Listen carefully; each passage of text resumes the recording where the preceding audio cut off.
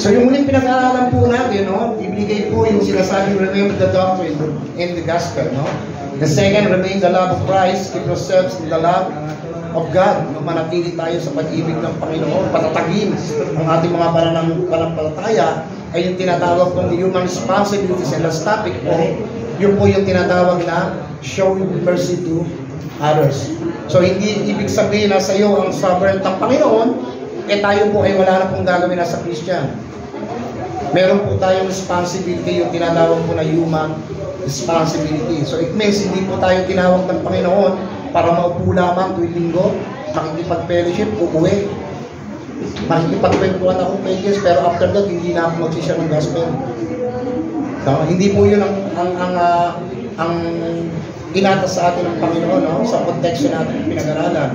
Ipakita rin po natin ang ating pag-ibig sa iba, di ba? Naalala niyo yung verse 22 and 23, di ba? Kaawaan ninyo yung mga tao nag-aalinlangan, no, sa kanilang pananampalataya. Because the charismatic, no, sa Book of Jude, nasisira yung kanilang paniniwala, nag-aalinlangan sila. In verse 23, no, ito po'y tumutukoy naman po sa mga maling tagapagtulong ng simbahan.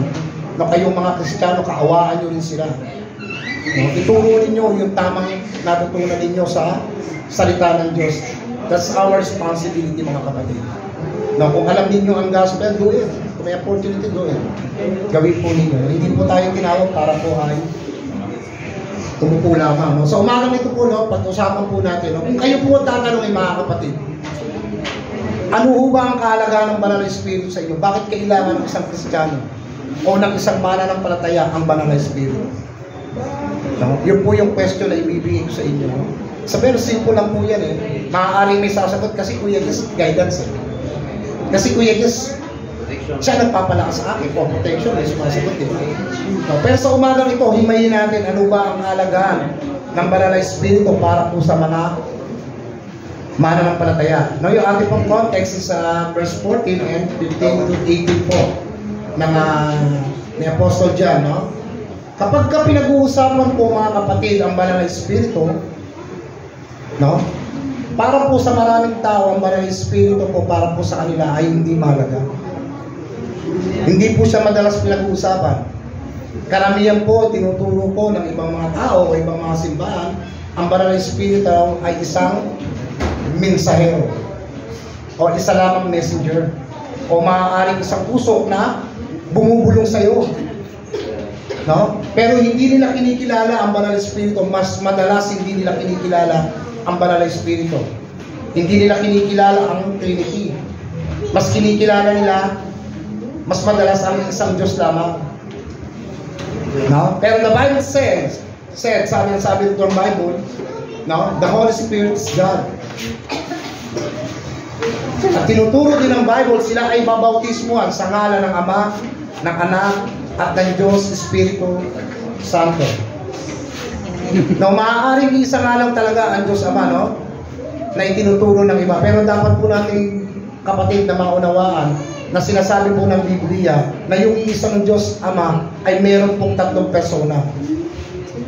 Kuya Jess, ano ba yung mga gawain ng tatlong ito para mas maunawaan namin? So unang-una po, para mas maunawaan po natin, ano ba ang trabaho ng Diyos Ama? To reveal His will. Ipakita, ipahayag ang kalooban ng Diyos sa pamamagitan po ng ikalawang persona, which is Jesus Christ, our Lord and Savior. Siya po yung ipinadala ng Diyos Ama bilang kalooban niya para tayong lahat ay iligtas sa ating mga kasalanan. Sa ayaw niya tayong lahat mapahamak, no? And second po, ang banal na Espiritu po, ang trabaho po ng banal na Espiritu para po tayo ay tulungan, no? Sa ating tinatawag na Christian born again life, no? Through the power of regeneration. Pag sinabi pong regeneration, mga kapatid, ito po yung tinatawag na pagkakaroon mo ng bagong buhay bilang isang mananampalataya. No? Pagkakaroon mo ng bagong buhay bilang isang tupa ng Diyos. No? Sabi sa Ephesians chapter 2 verse 1, itinuring tayo dating makasalanan. No? Pero God has chosen you, namatay si Kristo para sa inyo. no, para magkaroon kayo ng tinatawag na bagong buhay. Yun po ang naging mensahe ng Diyos sa ating lahat, no? Yun po ang trabaho ng Banal na Espiritu. Naaalala ko si Kuya Mervin ba, Marvin? Marvin? Si Kuya Marvin, no? So, dati rin po siyang, kwento ko lang ng konti, no? Kasi kanina karoon kami ng conversation about the Holy Spirit. No? So, para sa kanya, ang Banal na Espiritu ay iba yung kanyang interpretasyon. Sabi ko, ang Banal na Espiritu is very gentle. Ang trabaho ng Banal na Espiritu is to exalt Christ. Dalhin tayo kay Kristo. Ipakilala sa atin si Kristo. Wala na po siyang ibang trabaho. Wala po tayong makikita sa Bible na ang pagkilos po ng Banal na Espiritu ay katulad po ng nangingisay. Bigla kang magsasalita ng ibang wika. Tatayo yung balahibo mo dahil puspos ka ng Banal na Espiritu. No? Next week po, ang topic po natin na bakit tayo kailangan mapuspos ng Banal na Espiritu. So praise God, salamat po sa Panginoon. No? Sabi dito sa Ephesians, di ba dati, according to Ephesians, no? Pero tayo po ay binuhay ng Espiritu Santo through regeneration. Nagkaroon na po tayo ng bagong buhay. So dapat ito ang malaman po ng simbahan, mga kapatid, makinig po kayo.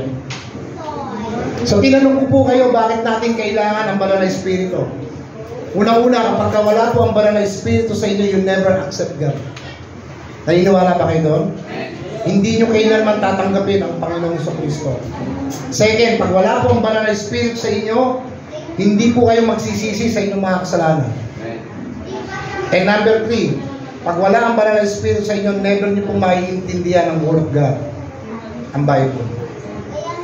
So ano po yung ibig sabihin dito, mga kapatid? Bakit ko po sinasabi yung ganong klase, no?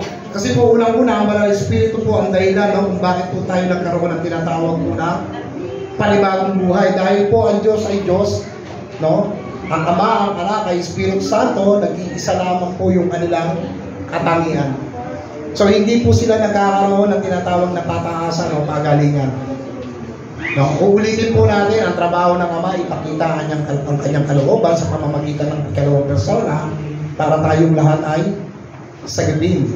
Ang trabaho naman po ng Banal na Espiritu ay dalhin tayo kay Kristo. Kaya nga kayo marunong magdasal eh. Kaya nga kayo nandito ngayon. Ginagay tayo ng Banal na Espiritu na pumunta kay Kristo. No? Yun po yun.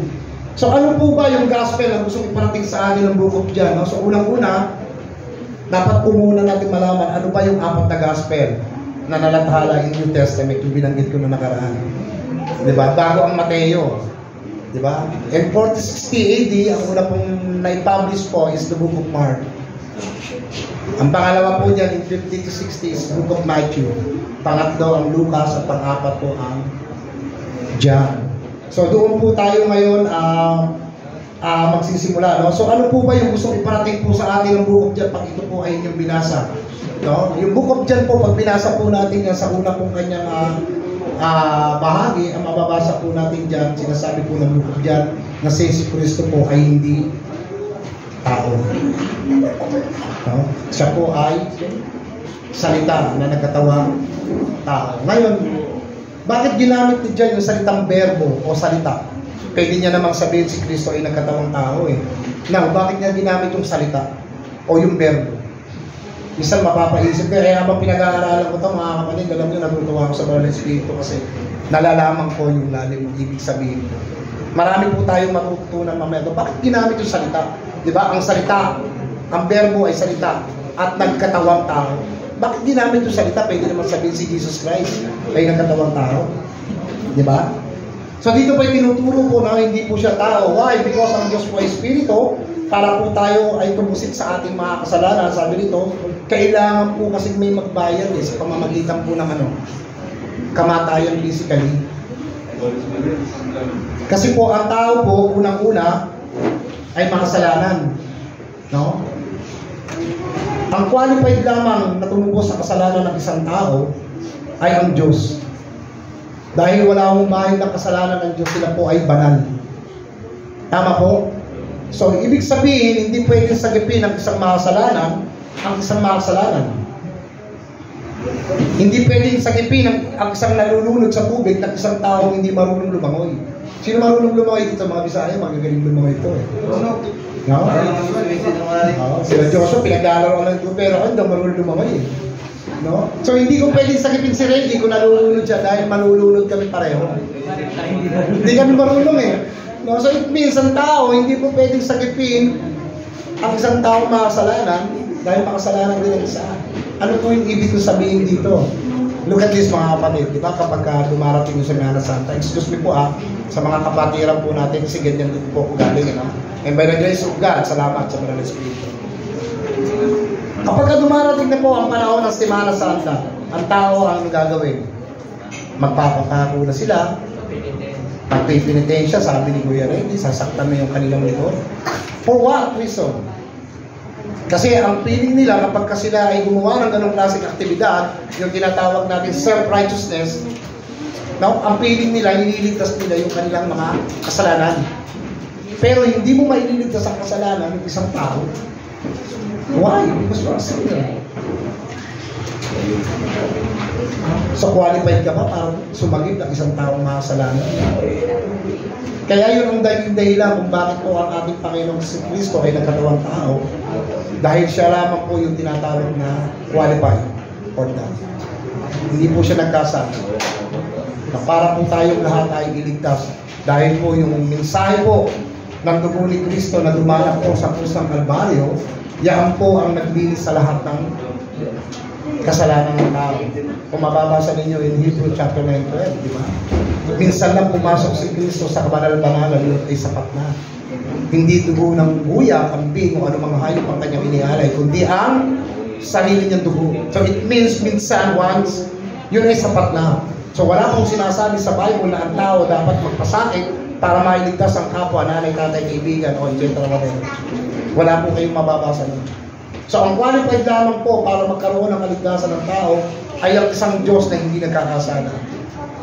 Which is Jesus Christ. No?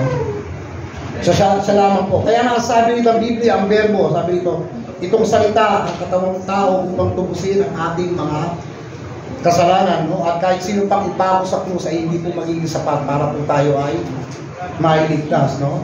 So bakit po, the answer is dahil hindi pwede po tubusin ng makasalanan, kapwa niya makasalanan, no? Kaya in John chapter 1 to verse 13 po, kung ating pong babasahin, no? Dito po natin makikita yung kabuuan ng misteryo ng ating Panginoon sa Kristo. In John chapter 1 to 13, no? Yung kanyang misteryo, kanyang buhay, theology, at yung tinatawag ng kanyang mission, yung panahon po siya ay nabubuhay sa mundo. Yun po yung nilalampong ng 1 to 13. Now, pag pumasok naman po tayo in 14 to 16, if I'm wrong, no, tama. No, masasabi naman po natin yung konteksto na ating pag-aaralan. Ito po yung panahon na tinatawag kong huling hapunan ng ating Panginoong sa Kristo kasama yung kanyang mga alagad. Dalasak. No? Kaya kung babasahin po natin ang buo, pakibukas po ako kuya sa slide po natin. No? Sabi po rito, no, kung mahal niyo ako, sundin niyo ang aking mga utos. At hihingin ko sa Ama na bigyan niya kayo ng isa pang patnubay na sa inyo magpakailanman. Sinasabi niya ito sa mga alagad. Kasi malapit na po siya mamatay. No? At malapit na po siya pagkalulog. Siya ang espiritu ng katotohanan. Hindi siya matanggap ng mundo dahil hindi siya nakikita o nakikilala ng mga ito. Ngunit kilala niyo siya dahil kasama niyo siya at sa inyo siya. And last verse po, hindi ko kayo iiwan ng walang kasama, babalik ako sa inyo. So makikita natin dito mga kapatid, no, mayroong binabanggit ang Panginoong Jesucristo sa hahalili sa Kanya. No, umakit na po siya sa Kanyang Ama, ang Kanya pong iiwanan bilang pangako po sa Kanyang pong mga disipulo ay yung ano po, the Holy Spirit. No, nabanggit po dyan yung tagasunod nila o tagapagbantay, yung tinatawag nilang helper, o sa English kasi advocate, no? Advocate, no? So hindi ibig sabihin na helper o tagatulong, it means maid or servant. Di ba? Sa Bible, pag sinasabing servant, alipin ni Kristo. Pero para sa kanila, ang alipin po dyan ay tagasunod ni Kristo. Pero hindi po nangangahulugan ang ating pong banal na espiritu na itinanggap sa Panginoon ay ating pong alipin or alila. Hindi po ganun ang ibig sabihin po nun. Ang ibig sabihin po niya is the helper or the advocate. Ang ibig sabihin po, tagapamagitan, tagapagtaguyod, o tagapagdala. No? Siya po yung mamamagitan sa atin mula sa Panginoon. No? At sabi po rito, no? Ibig sabihin po natin, no? Pag sinasabi pong ibigay sa atin ang banal na Espiritu, ang binibigay po na mensahe ng ating Panginoon sa Kristo doon sa kanyang alagad, even sa mga Kristiyanong katulad po natin. Kaya po tayo binibigyan ng banal na Espiritu para maging katulong natin dahil hindi po natin kayang mamuhay bilang isang mga Kristiyano sa ating buhay. Tandaan niyo po mga kapatid, hindi po natin kayang mamuhay bilang Kristiyano kung wala ang banal na Espiritu. No, yun po ang reason kung bakit po ipinadala ng Panginoon, no? Yung kanyang pangako. So, hindi po natin maiintindihan ang Biblia kung wala ang banal na Espiritu sa ating buhay. No? Hindi nyo rin po kayang patayin ang mga kasalanan ninyo kung wala ang banal na Espiritu. Why? Bakit hindi kayang patayin, Burgess? Because kung wala sa iyo ang banal na Espiritu, wala kang provision. Paggawa mo ng kasalanan, ano gagawin mo? Matutulog ka na. Kinabukasan, pag-isip mo, ano gagawin mo? Gagawa ka na naman uli ng kasalanan. Kasi walang conviction eh. Amen po? Amen. Pero kung nasa iyo ang banal na Espiritu, Lord, nagkamali po ako. Sorry po. Kasi nasa iyo yung banal na Espiritu. Yun ang kalagahan ng banal na Espiritu kung nandun po sa atin sa buhay po natin. At yun po yung pangako ng Panginoon sa atin, no? Kaya sabi po ng Biblia, no, ang kabuuan po ng kapangyarihan ng banal na Espiritu ay na kay Kristo. So basahin po natin in John chapter 3 verse 34. No? Ganito po yung ating mababasa. Sapagkat ang Mesiyas ay sinugo ng Diyos ay nagpapahayag ng mga salita ng Diyos. Dahil lubos na ipinagkaloob sa Kanya ng Diyos ang banal na Espiritu. No? Kaya nga po, ibig sabihin po ng ating Panginoon sa Kristo, in the Last Supper, no? One day, sabi niya noon sa talata na, one day kapag ka ako ay umalis na, iiwan ko sa inyo ang aking Espiritu bilang gabay ninyo, no? Bilang tagapamagitan ninyo. Ibig sabihin po mga kapatid, no? Yung banal na Espiritu, siya po ang nagdadala sa atin sa Panginoon. Lahat po ng kanyang pagkilos ay patungkol po sa Panginoon. Yun po yung buhay natin, yan, yung Christian life natin. Kasi kung titignan po natin yung ministry ni Christ, mga kapatid, no? Ito yung question, no? Kung bakit tayo kailangan magkaroon ng banal na Espiritu. Kung titignan po natin yung ministry ni Christ, bakit niya napagtagumpayan yung mga temptation niya sa ilang, sa disyerto, di ba? Bakit siya nakapagturo, preach with authority? Bakit siya nakapagpalaya sa pagpagaling ng mga sakit? Why? Because the Holy Spirit na ibinigay ng Diyos sa Kanya. No? Yun po ay dahil sa tulong po ng banal na Espiritu. Kaya ang tao, kung wala sa atin ang banal na Espiritu, pagka dumating po sa atin ang mga temptation, mas mabilis po tayong babagsak.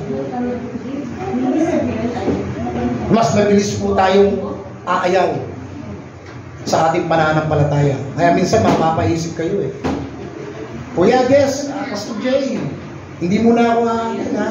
Bakit? Kasi may pagsubok ako sa buhay. Kailangan ko munang ayusin yung buhay ko. Tama, mali. Hindi aatin kasi may pagsubok na dumaan. Hindi ko sinasabing wala ang banal na Espiritu ha. Pero ito ang ugali ng tao eh. Hindi mo na ako aatin kasi ayusin ko yung buhay ko. Marami akong dapat ayusin sa buhay ko eh. Mga kapatid, hindi po buhay ang dapat ayusin sa iyo eh. Perpektong ibinigay ng Diyos yan. Alam mo kung ang dapat mong ayusin? Yung karakter mo. Hindi yung buhay mo. Tanungin ko kayo, anong buhay ang dapat ayusin? Sige nga. Anong parte ng buhay mo? Eh, perfecto na binigay ng Diyos yun. Binigyan ka na ng kalayaan ng Diyos mamili eh. Kung ano ang gusto mo, tama at mali. Ano ang dapat ayusin?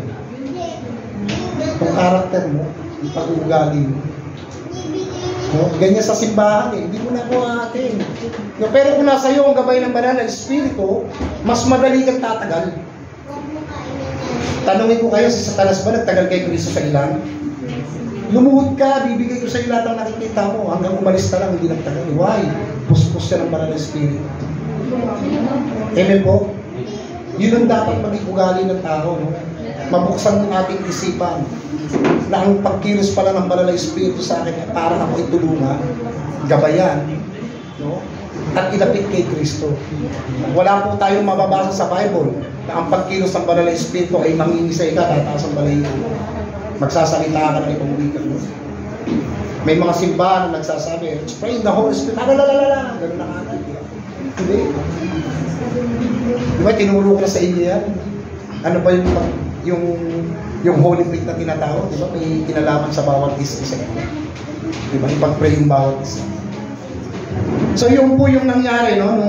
Nung napuspos po siya ng Banal na Espiritu ang ating Panginoon sa Kristo, dahil po sa Banal na Espiritu na pagtagumpayan niya po ang lahat na pagsubok sa kanyang buhay. Dahil unang-una po, nandun po sa katawang tao. Namumuhay siya ng katulad ng isang tao. Pero puspos siya ng Banal na Espiritu. Ganun din po tayo mga kapatid. So dapat po tayo yung Banal na Espiritu na sa atin. Inaalaw natin siya na kumilos sa buhay natin. May gumagawa po sa buhay natin. Tanggapin po natin yung Banal na Espiritu. At hindi mo kikilos ang Banal na Espiritu hanggat hindi mo kinikilala yung gospel ng Panginoon. Hindi mo tinatanggap si Jesus Christ. Ang sekreto po niya nasa ating Panginoon sa Kristo. Now mga kapatid, no, marami nagtuturo din sa simbahan na ayaw nilang tanggapin ang Trinidad ng Diyos. Kaya sinabi ko nga sa inyo kanina kapag pinag-uusapan ng Banal na Espiritu, madalas hindi siya kinikilala. Ayaw nila sa Banal na Espiritu, hindi sila naniniwala na may Banal na Espiritu. Madalas na pinag-uusapan ang Diyos Ama at ang Ama. Yun lang, pero ang Banal na Espiritu ay hindi. Pero ngayon patutunayan natin, no, sa panahon na ito, ang verses na ito, no, doon natin makikita na silang tatlo po ay presence talaga. No, kung mababasa po ninyo, no, alaala niyo ba yung George sa Jordan River nang binautisman si Yesu Cristo? No, naikwento ko to sa mga karwatan. Sila mismo na-amaze. Ako nga, no, may Trinidad talaga eh. Iba ayaw ituro ito eh. Na kung mabubuksan po natin yung Mark, no, chapter 1 to 11, ang makikita po rin niyo dyan, nung pagkatapos po magpabautismo ng ating Panginoon sa Kristo, di ba, una, ang sabi ni Jan, may darating na masigit pa sa akin. Dahil hindi ako karapat dapat na magdala o magtanggal ng kanyang sandalis. Sapagkat mas dakila sa akin. So, ang sinasabi po ni Jan doon is ang ating Panginoon sa Kristo. At nung dumating na ang ating Panginoon sa Kristo para po magpabaptay sa Kanya, nung siya po ay nilubog ni Jan sa tubig at pagkatapos po siya inangat, kung nababasa po ninyo ang baptism ni Jesus Christ, ano po ang sumunod na nangyari? After po siyang iangat sa tubig, bumaba ang alin? Hindi. Bumuka yung langit. May nagsalita ng isang tinig. Ang sabi ng isang tinig, ito ang aking anak na pinalulugdan ko. Sa ibang translation, ito ang aking anak na pinaka-mamahal. Sino yung nagsasalita? God the Father. And second, bumaba ang Banal na Espiritu sa inyong kalapati, which is the Holy Spirit, plus Jesus Christ. May Trinity, wala. Meron, di ba? Present sila eh. Kahit hanggang ngayon, present ang Trinity, mga kapatid. Bakit ayaw nilang ituro yung ganito? Di ba meron? Kaya habang binabasa ko po, ano? Salamat, Panginoon, salamat sa Banal na Espiritu. Now, ano po ba ang dapat gawin ng iglesia, no? Kapag naghari na po si Kristo? No? Kasi siya, ang ating Panginoon sa Kristo po, di ba, wala na po sa lupa eh. Naghahari na po siya sa langit. So, ano po ba ang dapat gawin ng mga mananampalataya? Tayong mga church, no? Nakasabi po ng Biblia, no, kailangan po natin lumakad, no, kasama ang Banal na Espiritu, no? We need to walk in the Spirit and we need to live by the Spirit. Kailangan po natin lumakad kasama ang Banal na Espiritu at kailangan po natin mamuhay sa pamamagitan ng Banal na Espiritu dahil nasa atin po yung Banal na Espiritu, no? Now, in verse 16 po tayo. Sabi po sa verse 16, no? And I will ask the Father, and He will give you another advocate to help and be with you forever, no? At hihilingin ko sa Ama na bigyan niya kayo ng isa pang patnubay na sa inyo magpakailanman. No? Patnubay ang tanong, saan katutulungan ng Diyos? saan ka gagabayan ng Diyos? Yung sinasabi po sa konteksto na ito, no? Ang sagot po dyan, nandito po sa verse 26, yung ibababa po natin in John 14:26. Saan ka gagabayan ng Diyos? Saan ka tutulungan? Ngunit ang patnubay na walang iba, kundi ang banal na Espiritu ang ipapadala ng Ama bilang kapalit ko. Siya ang magtuturo sa inyo ng lahat ng bagay at magpapaalala sa inyo ng lahat ng mga sinabi ko. No, in English, but the Advocate, the Holy Spirit, whom the Father will send you in my name. He will teach you all things. Sa Tagalog po, lahat ng bagay. And will remind you of everything I have said to you. Now, ano po yung all things na binabanggit po rito, no? No, ibig sabihin po, He will teach you Christ. No, itinuturo po yung patungkol sa ating Panginoong Kristo. Pero ano po ba yung lahat ng bagay dito, no? Ang ibig po sabihin po, di ba? Unang-una, yung trabaho ng Banal na Espiritu, ilapit tayo kay Kristo, no? Para maintindihan po natin maigi ang Biblia. Why? Ang sabi po dito, no? Bakit po natin kailangan maintindihan, no? Ang patungkol po sa ating Panginoong Kristo. Mga kapatid, alam niyo ba? No, ang sinasabi pong all things na tinuturo po ng mga apostol dito, yung patungkol po sa ating Panginoon Kristo. Hindi ko alam kung magugulat kayo, no? Pero ito na ituro na po rito ni Pastor, eh. Yung Book of Genesis chapter 1 and Revelations 22, yan po ay tumutukoy po sa kay Yesu Kristo. Siya po ang tinutukoy dyan ng mga propeta. No? Ulitin natin in Genesis chapter 1 and Revelation, ayan, 22. Yan po ay tumutukoy po kay Yesu Kristo. Kaya sinasabi dyan, all things na dapat ninyong malaman. No? Kaya nga minsan, madalas natin binabanggit, eh. Bakit Diyos Ama lang, anak, pero wala yung Banal na Espiritu? Dahil ang trabaho nga ng Banal na Espiritu is, to exalt Christ. Dalhin tayo kay Kristo. Diba? Ganyan din ang ginawa niya sa mga propeta sa pamamagitan ng kanilang mga tinuturo. Patungkol po yan sa ating Panginoong Kristo. No? Kung babasahin po natin, mga kapatid, yung 2 Peter chapter 1 to 20, ganito po yung nakalagay. Higit sa lahat, dapat ninyong tandaan na walang propesiyang sa kasulatan ang nanggagaling sa sariling pangunawa ng mga propeta na hayag nito.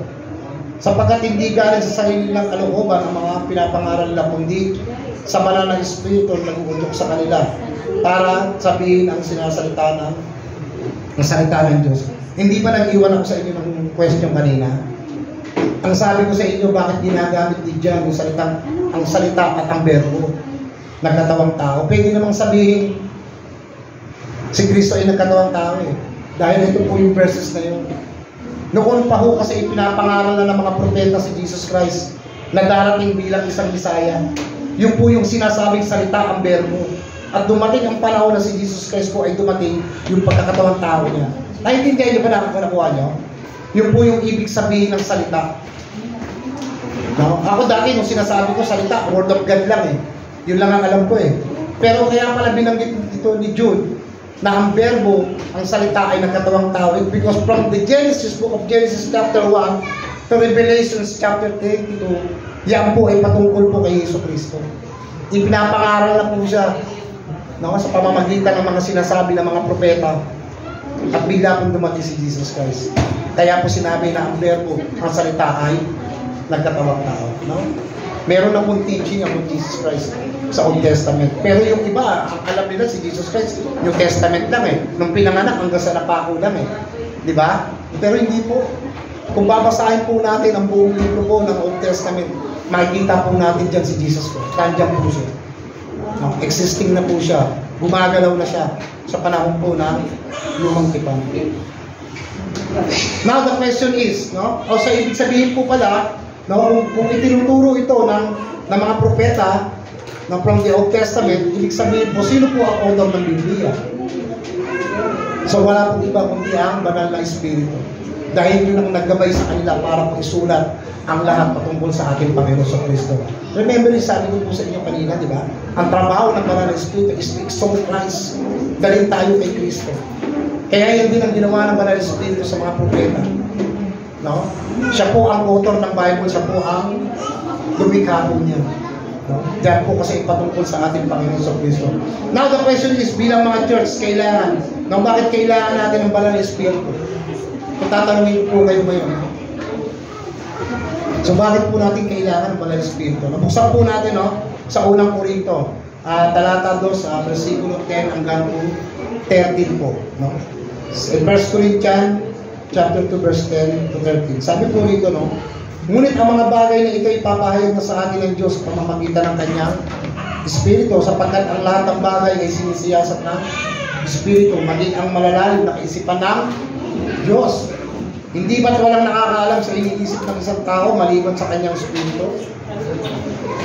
Ganon din naman, walang nakakaalam sa iniisip ng Diyos maliban sa Kanyang Espiritu. At ang Espiritu na ito ng Diyos ang tinanggap natin mga mananampalataya, hindi ang Espiritu ng mundong ito, sabi ni Apostol Pablo, upang maunawaan natin ang mga pagpapalang ibinigay sa atin ng Diyos. In last verse po, kaya nga pinapangaral namin ang mga bagay na ito sa pamamagitan ng mga salitang mula sa banal na Espiritu at hindi mula sa karunungan ng tao. Ipinapangaral namin ang espiritual na mga bagay sa mga tao, pinananahan ng banal na Espiritu. So makikita po natin dito yung kanila pong pinangangaral ay galing po mismo sa gabay ng banal na Espiritu, yung pinananahan. Pero may dalawang bagay po, may dalawang tao kung binabanggit ko dito No? Yung karunungan ng tao, ano po ibig sabihin ng tao hindi pinananahan ng banal na Espiritu? Kung tatanungin po kayo, di ba? Kanino siya nakapabilang? Pero kung nasa iyo ang banal na Espiritu, kanino ka napapabilang? Di ba? So, sino ang makakaunawa? Sabi nito, sino ang makakaunawa ng salita ng Diyos? Sino ang makakatanggap ng salita ng Diyos? No, sino ang susunod at gagamitin sa salita ng Diyos? Nasabi ng Biblia, yung mga taong pinananahan lang ng banal na Espiritu. So kung wala pa sa iyo ang banal na Espiritu, kanino ka napapabilang? Very good. Sa nanay ko. Sa diablo. Sa devil. Alam niyo, minsan mga kapatid, mapapaisip ka kapag ka nag-evangelize ka, minsan ayaw pakinggan. Darating sa punto na may gagawin pa pala ako. Magluluto pa pala ako. No? Ay, nakalimutan ko, maghahanda pa pala ako ng baon ng anak ko. Maglalaba pa pala ako. No? Kasi nakakaranas ng evangelist na gano'n. Kasi kuya kayo, meron, praise God. Ako gano'n madalas. No? Pero mga kapatid, the Holy Spirit, so unless the Holy Spirit open their hearts, hindi po talaga sila mabubuksan. Ibig sabihin pala, kuya, lahat ng binabahagian namin ng salita ng Diyos, pag hindi in-open ng banal na Spirit, hindi yan mag-open. Yes, hindi talaga. Why? Kasi hindi mo naman pinaniniwalaan si Kristo Pag pinaniniwalaan mo si Kristo, doon palang bubuksan ng banal na Espiritu yung puso mo. Amen po? Kaya minsan ng mga tao, pagka binabahagian mo, ayaw, alis niya Diba? Ayaw nila usapin pagdating mo sa Biblia. Pero usapin sa krimen, away sa kalsada, maglalabasan niya. Kahit hindi mo tawagin, ano nangyari? Pero pagka word of God na, Bible study, aalisan na. Unti-unti na nag-aalpasan niya. Kaya kung sino po ang gagamitin, sino ang susunod sa salita ng Diyos, yung mga taong pinananahan ng banal na Espiritu, sila po ang gagamitin. No? Kaya kung ginamit man ang mga apostol, ang mga propeta ng mga panahon nila, walang imposible sa Diyos Pwede rin po kayong gamitin, mga kapatid. Amen po? Yun po Minsan mapapaisip ka, ano kaya, maglagay kaya tayo ng ibang aktibidad. Magpakain kaya tayo sa church. Para maraming umatin, para maraming manatili. Baka kaya Roger, ganyan kaya gawin natin. So gagawa ka ng mga programa, activities, o any method para manatili ang tao. Mga kapatid, alam nyo sa totoo lang, ang sinasabi po ng Bible, the best preacher of all time in the Bible, alam niyo kung sino? Ang ating Panginoon sa Kristo. Why? Wala po siyang ginawang aktibidad o programa o any method activities. Nangaral, lipat dito, lipat doon. Hindi niyo po makikita ang Panginoon sa Kristo nagsasayaw sa gitna ng kalsada. Pumunta kayo rito, may kainan. Hindi po. Nagpakain siya ng 5,000 men. Oo, totoo. Pero hindi po yung nakaparaanan niya, hindi po method yun. Minidya lang po yung pangangailangan ng tao kasi maraming sumusunod sa kanya. Eh, nung panahon na yun, mainit, syempre, ang tao, lakad na malayo, gutom, di ba? So, minit lang ng Panginoon, pero hindi nangangahulugan kaparaanan ng Panginoon yun, no? Hindi. Lahat ba yun, nagtagal sa kanya? Hindi. Ang mga apostola, kaya ang ginawa ng Panginoon, nangaral lang siya ng nangaral, no? Ang kanya pong ipinapangaral, magsisi kayo at manampalataya sapagkat nandito na ang kaharian ng Diyos. No? The gospel of kingdom. Repent, no? In the gospel of kingdom. Nandiyan eh. Yun yung kanyang ipinapangaral po, no? Minsan gusto mong mag-evangelize, kaso Kuya Jess, kulang ako sa kaalaman, kulang ako sa karunungan, kulang ako sa pagsasalita ng maayos eh. Bakit ganun, Kuya Jess? Kapag nandiyan na yung tao, nahihiya ako. Pero pag kinabisado ko naman siya, okay naman. Pero kapag nandiyan na, hindi ko masabi. Kulang ba ako sa karunungan, Kuya Jess? Alam niyo mga kapatid, pag dito po tayo bumase, hindi sa banal na espiritu, hindi po talaga mag-work yan. Maniwala po kayo. Ang gawin niyo po, manalangin kayo sa Diyos, hingin niyo ang gabay ng banal na espiritu.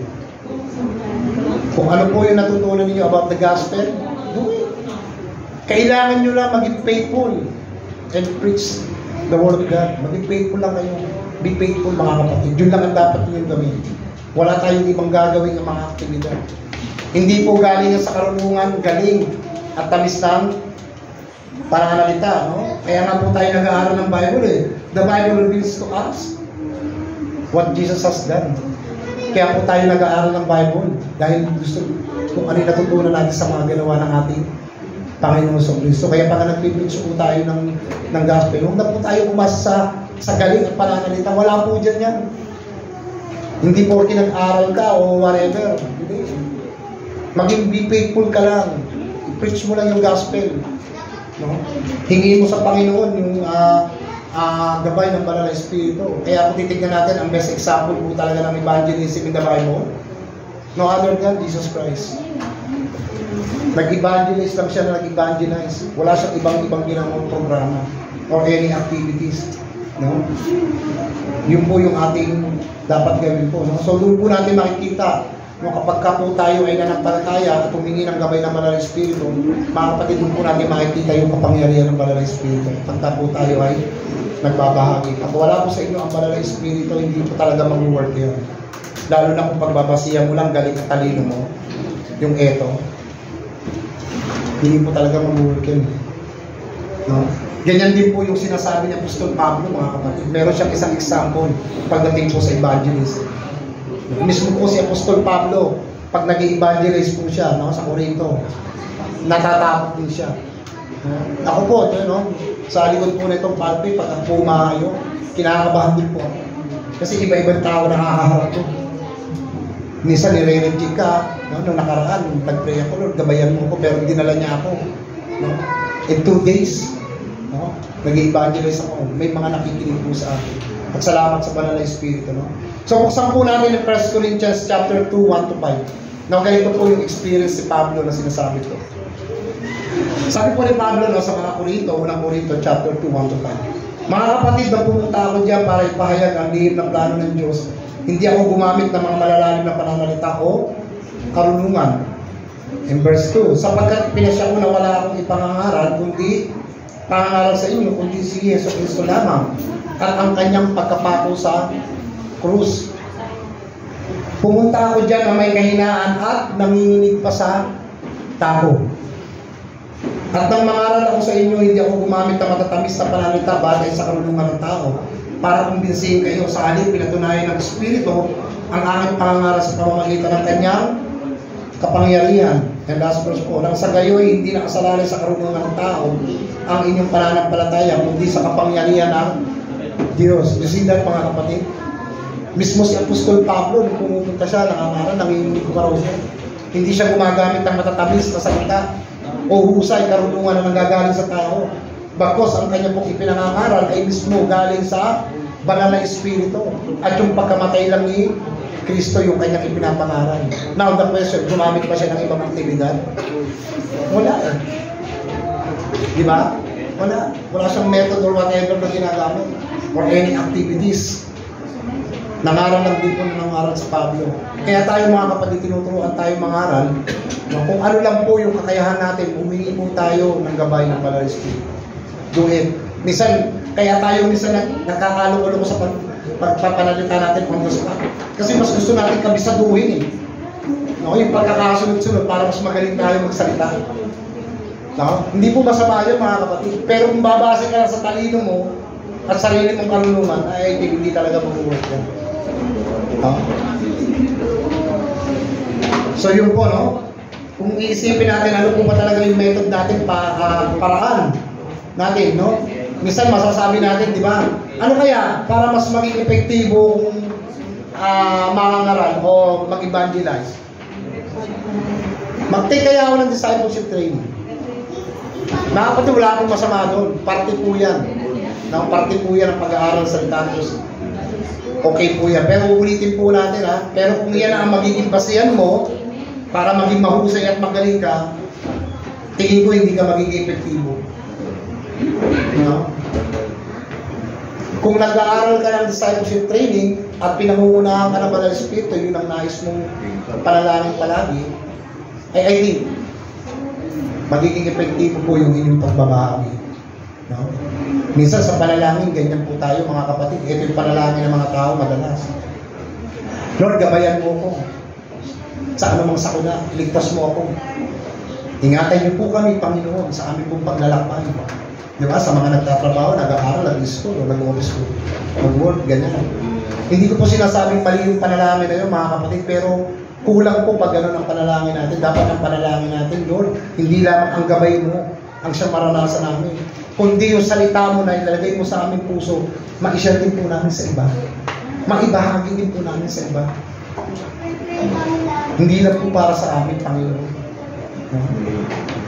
So, lagyan po natin ng gano'n, dagdagan po natin yung panalangin natin ng mga ganyang klaseng paghingi sa gabay ng Banal na Espiritu. Para po tayo lang ay makapagbahagi din po ng salita ng Diyos. Kung nahihiya ka, iba mo sa Diyos. Ganun lang po yun eh. So tandaan natin mga kapatid, yung kapangyarihan po ng pagpapahayag po ng salita ng Diyos, hindi nyo po makukuha yan. Yan po ay biyaya ng Diyos at hindi nyo po makukuha kahit kailan, kahit sino pang tao. Hindi nyo po makukuha yan. Yan po ay biyaya ng Diyos sa atin. Yung pagbahagi po ng salita ng Diyos. Kaya tandaan natin, mga kapatid, kung gusto ka sa akin, ang Banal na Espiritu, kung nasa iyo po, kuya, ang Banal na Espiritu, it means you are saved. Nasa iyo po ang buhay na walang hanggan. Tayo po ay ililigtas sa Diyos. Nabasahin po natin ang Romans chapter 8 verse 9. Ngunit hindi na kayo nabubuhay sa makasalanang pagkatao kundi ayon sa patnubay ng Banal na Espiritu. Kung totoo ngang nananahan sa inyo ang Espiritu ng Diyos, kung wala sa isang tao ang Espiritu ni Kristo, siya ay hindi kay Kristo. Nakakalino siya. At wala ang Banal na Espiritu. Sa Diablo. Devils. No? Devils. Tanungin mo ngayon, katabi mo ngayon, sabihin mo, nasa iyo ba ang Banal na Espiritu? Sabihin mo. Ito. Ano sabi? Sumagot ba? Yes. Nakakapatid po tayo magaling na. No? Sabi dito, kapag wala sa iyo ang Banal na Espiritu, ikaw ay kanino. Diba? Kung totoo nga nananahan sa iyo ang Banal na Espiritu, sabi dito, no, kung nananahan sa isang tao, siya ay na kay Kristo. No? Pero kung hindi siya kay Kristo. So may dalawang tao po, no? So kanina mga kapatid kapag hindi sumasa kanyang Banal na Espiritu, hindi po siya kabilang kay Kristo. No? Now the question is, kung wala sa kanya ang Banal na Espiritu, siya napapabilang kay Satanas. No? Kaya sinasabi po ng isang tao na kung siya ay na kay Kristo, no? Sabi niya siya ay Kristiyano, pero ayaw naman daw niya magpatawad. Ano sabi dito? Ayon sa Biblia, namumuhay po siya sa kadiliman. Namumuhay sa kadiliman at hindi siya napapabilang kay Kristo. Siya ay ano raw? Kampo ng kadiliman. No? Basahin natin in 1 John chapter 3 verse 8 to 10. Ang ganda po. Ngunit na nagpapatuloy sa kasalanan ay kampo ng Diablo. Kasamaan. Dahil ang Diablo ay gumagawa ng kasalanan mula pa sa simula. Ito ang dahilan kung bakit napalit ang anak ng Diyos upang wasakin ang gawa ng Diablo. Ang mga anak ng Diyos ay hindi nagpapatuloy sa kasalanan dahil nananatili sa kasalanan. Ang katangian ng Diyos at dahil ang Diyos ang kanilang Ama, hindi na sila maaaring magpatuloy sa pagkakasala. And last verse po, ganito natin makikita kung sino ang mga anak ng Diyos at kung sino ang mga anak ng Diablo. Ang sino mang hindi gumagawa ng tama o hindi nagmamahal sa kanyang kapatid ay hindi anak ng Diyos. No? So medyo mabigat po yan. Kahit na sabihin mong Kristiyano ka, pero puno-puno ka ng galit sa puso mo. Ibig sabihin, hindi ka pinananahan ng banal na Espiritu. No, kung sumasakanya ang banal na Espiritu, ito po yung ating dapat na maging buhay. No? Kung confident po kayo na sa inyo po ang banal na Espiritu, ito po yung ating magiging buhay. Napuksan po natin ang 2 Corinthians chapter 5, 14 to 15. So ito po yung buhay. No? Sapagkat ang pag-ibig ni Kristo ang siyang nag-uudyok sa amin na sundin ang kanyang kalooban, kumbinsido kami na namatay si Kristo para sa lahat. Kaya maituturing din na namatay ang lahat. And last verse, no? Namatay siya para sa lahat upang ang lahat ng nabubuhay ngayon ay hindi na mabuhay para sa sarili, kundi para sa kanya na namatay at nabubuhay para sa kanila. So dati ang buhay po natin mga kapatid, no? Katulad din po tayo ng mga unbelievers. No? Nabubuhay tayo para sa sarili lang natin. No? Pero ngayon tinanggap na natin si Kristo at nalaman po natin ang biyaya ng Diyos, hindi na po tayo nabubuhay sa ating mga sarili. Bakit po? Dahil po nasa atin na po ang banal na Espiritu. Yun po yung ipinangako ng Diyos sa atin bilang selyo ng isang Kristiyano. Naalala niyo ba yung Passover, di ba? Kapag wala kayong selyo ng dugo sa inyong pintuan, pag dumating po yung kamatayan, ano mangyayari? Mamamatay yung mga panganay na anak. And during that time, marami naghihiyawan sa Ehipto. Dahil nung dumaan yung judgment ng Panginoon, marami nangamatay. Pag dumating naman po ang paghahari ni Kristo at nakita ng Panginoon na ang mga tao ay pinananahan ng banal na Espiritu sa ayon at sa gusto, kukunin at kukunin kayo ng Diyos. Yun po ang katunayan na silyahan tayo ng kaligtasan ng Panginoon. Yung banal na Espiritu. Dahil ang banal na Espiritu po, siya ang nag-udyok sa atin para tanggapin natin si Kristo. Ang banal na Espiritu ang siya nag-udyok sa atin para pagsisiyan ng ating mga kasalanan. Ang banal na Espiritu ang nag-udyok sa atin para maintindihan at pag-aralan natin ang salita ng Diyos. Siya po ang nagiging gabay po natin. No? Tandaan po natin. No? So in last verse po, dito na po tayo matatapos mga kapatid. No? Sabi po sa 17 to 18, siya ang Espiritu ng katotohanan, hindi siya matanggap ng mundo dahil hindi siya nakikita o nakikilala ng mga tao. Ngunit kilala niyo siya dahil kasama niyo siya at siya ay isa sa inyo. Hindi ko kayo iiwan na walang kasama, babalik ako sa inyo. No? So maliwanag mga kapatid, no? Nakita po natin dito, no? Kapag pinag-uusapan po yung banal na Espiritu, madalas hindi po siya kinikilala. No? Ano po yung gusto kong parating sa atin dito? No? Sa ating pong binasa. No? Huwag po natin baliwalain yung kapangyarihan po ng banal na Espiritu sapagkat siya po ang nalisusi. No? Para po tayo ay makakilala sa Diyos. Kung bakit po tayo nagkaroon ng Christian life dahil sa banal na Espiritu. No? Yung Christian life mo, ano ka ba ngayon? Dati ganito ang buhay mo, pero ngayon nakakilala ka sa Diyos sa tulong ng banal na Espiritu. Nandito ka ngayon, nakaupo ka, nakikinig ka ng salita ng Diyos. No? Dahil po yan sa tulong ng banal na Espiritu. At dalawang bagay po ang gusto kong iwanan sa inyo mga kapatid. No? Ito po yung gusto kong i-encourage sa inyo. No? Bilang isang mga mananampalataya ng Diyos. No? Number 1 po, lumakad tayo kasama ang banal na Espiritu. And second, mamuhay tayo sa pamamagitan ng banal na Espiritu. Tayo po tayo lahat.